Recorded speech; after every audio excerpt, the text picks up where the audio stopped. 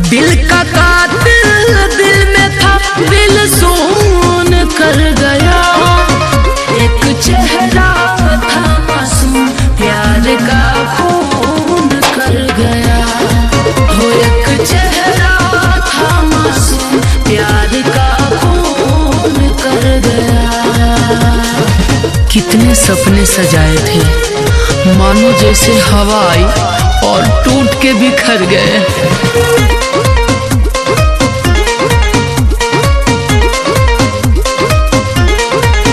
अपनों से शिकायत क्या है गैरों के सामने।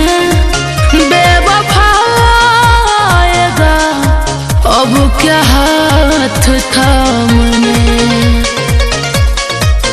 अपनों से शिकायत क्या गैरों के सामने। बेवफा आएगा अब क्या हाथ थामने। मेरे ऊपर चाहत का जुनून कर गया।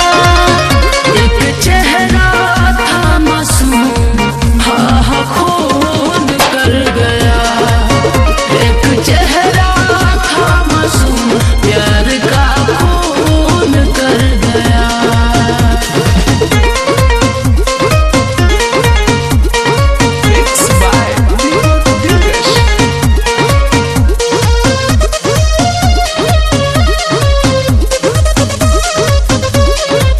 ध्वज आकाश के आस मैं आंसू क्या बहाऊं।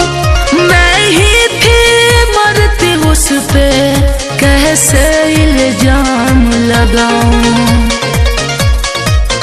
ध्वज आकाश के आस मैं आंसू क्या बहाऊं। मैं ही थी मरती उस पे कैसे